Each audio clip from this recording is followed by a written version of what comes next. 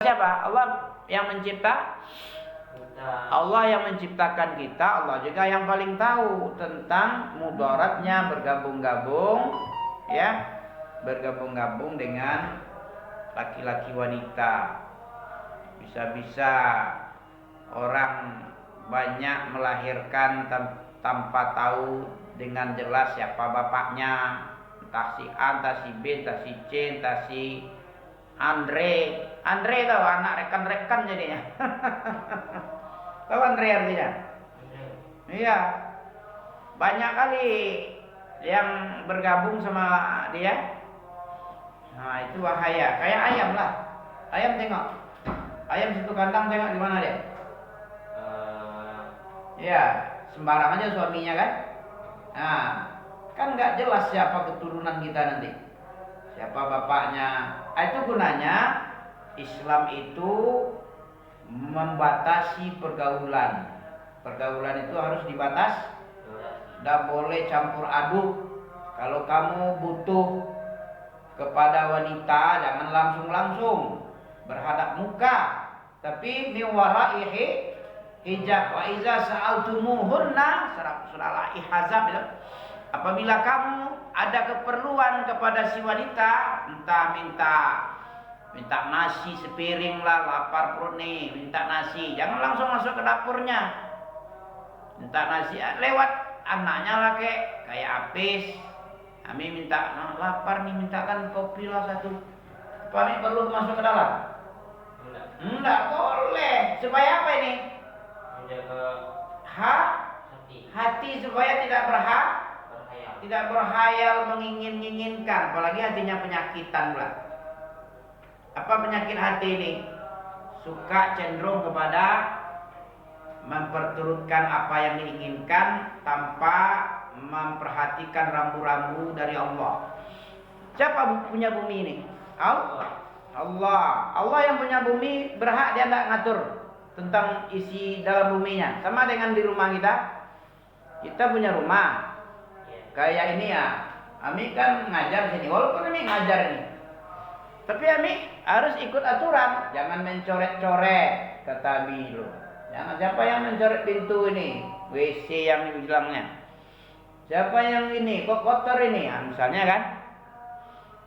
Nah, kok tidak dijaga kebersihan, kok dimasukkan sampah-sampah, kan wajib peraturan seorang yang pemilik kan harus dihormati toh.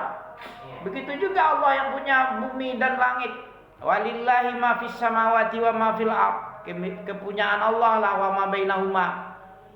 Allahul ladzi khalaqas samawati wal arda wa ma bainahuma fi sittati ayyam. Ya, Allah yang menciptakan bumi dan langit dalam 6 masa.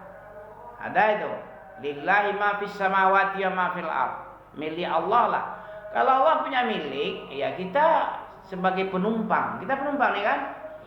Kita menumpang bumi Allah, kita harus ikut aturan Allah. Begitulah. Itulah kita perlunya belajar. Rupanya ada ayatnya. Ami sejak salaf baru Ami tahu.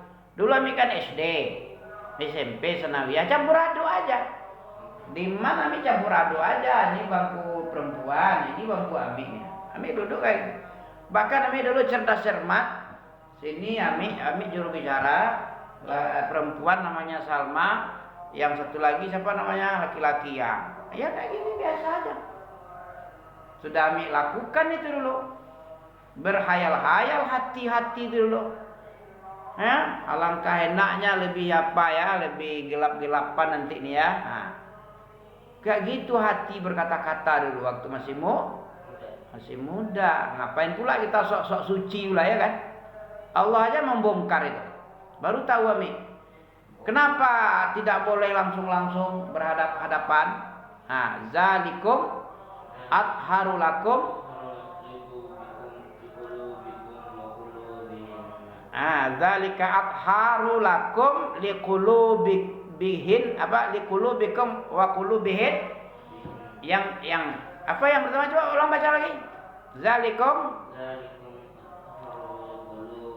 Atharu itu tahara, athar artinya lebih mensucikan. Memang kalau kita bergabung sebentar atau apa, memang suci juga, tapi lebih suci daripada yang di batas-batas yang pakai hijab tadi. Hijab itu berarti pembatas. Kan ada hijab itu. Wa iza sa'altumuh, kalau kamu ada kebutuhan meminta kepada si wanita, fas'alu, mintalah kepada mereka itu dari balik pintu, balik hijab, kain minimal. Nah, kayak gitu yang diajarkan oleh Allah. Siapa yang bilang nih? Setan apa Allah nih? Allah. Ayat Allah nih, bukan ayat-ayat sembarangan ini. Surat Al-Ahzab ayat 53. Nah, udah jelas kan? Jadi siapapun yang bercampur aduk itu berarti tidak masuk kelompok ayat itu. Nah, menyalahi ayat. Fas'alu itu artinya mintalah, itu fi'il amar itu. Fi'il amar itu al-aslu fil amri lil wujub. Asal dari kata amar, perintah itu adalah menggunakan perintah wajib. Wajibnya melaksanakan apa yang diperintah. Kan perintah itu kan wajib dikerjakan toh? Nah, itu. Sudah tahu hikmahnya, sudah tahu bagaimana tata cara, tutorial. Kalau kita ada keperluan, entah minta ilmu lah, bertanya lah, entah keperluan. Pokoknya keperluan. Kalau tidak perlu, ngapain kita datang-datangi kan?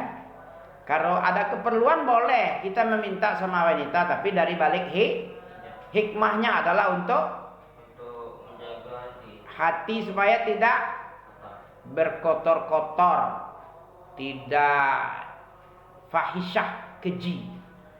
Fahisyah, wala taqrabuz zina. Nah, jadi zina itu bukan cuman zina yang seperti biasa itu.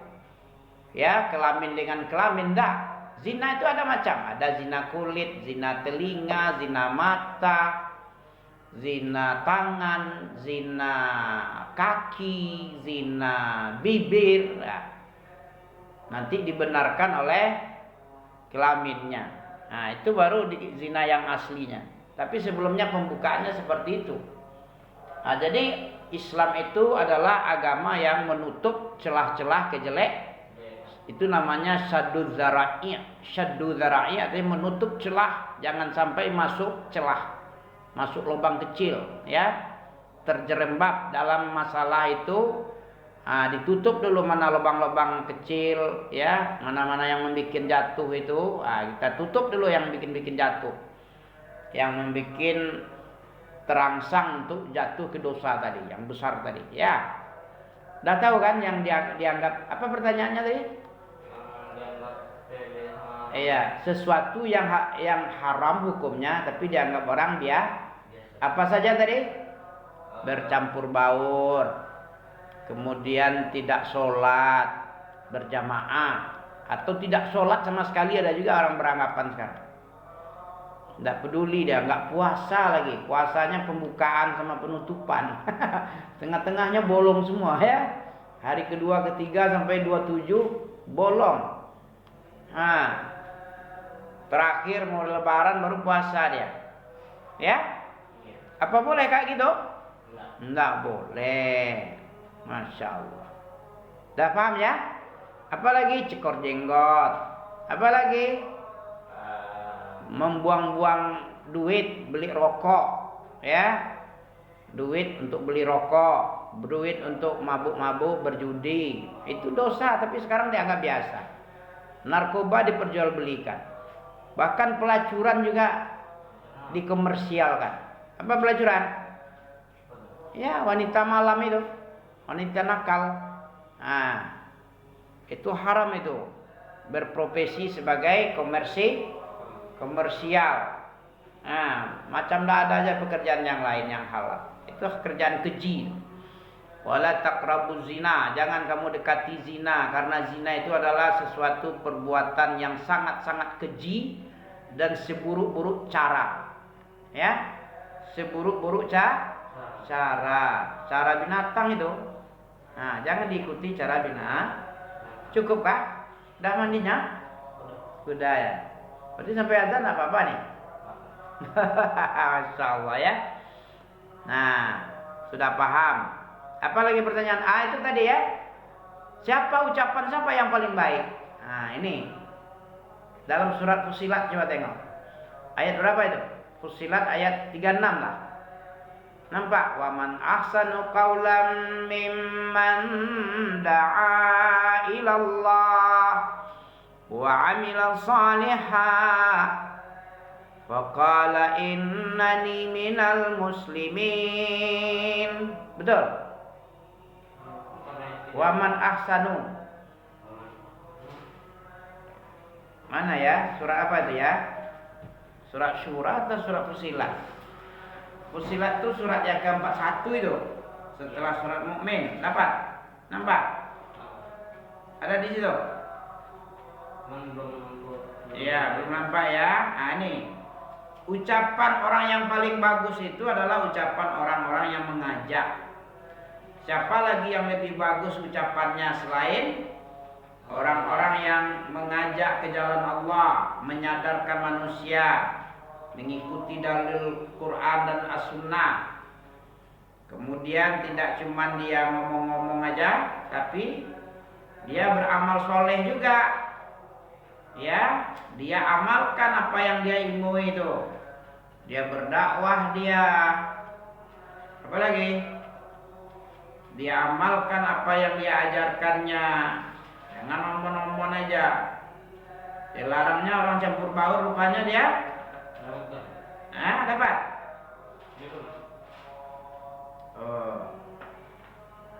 Surat Fussilat. Baru kafir tadi.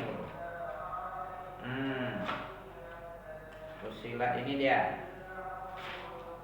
Walain wa idza anama ma yuqal innal ladzi wa man ahsanu qawla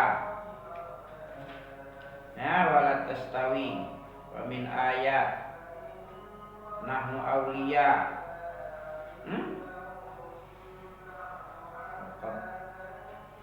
Surat apa ya?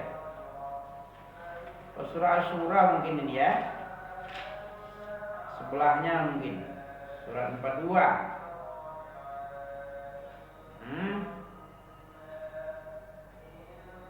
Oh enggak, betul-betul surat ayat 33. Ya, Allah memuji dan mengingkari. Allah bertanya sekaligus mengingkari itu. Pertanyaan yang ingkar, yang tidak butuh dijawab. Pertanyaannya udah pasti, jawabannya yang paling baik itu adalah yang dibilang tadi. Ayat 33. Waman, dan siapakah, ya, dan ucapan siapakah, waman ahsan, ucapan siapakah yang lebih baik, ya, qaulan, ahsanu qaula, dan siapakah ucapannya yang lebih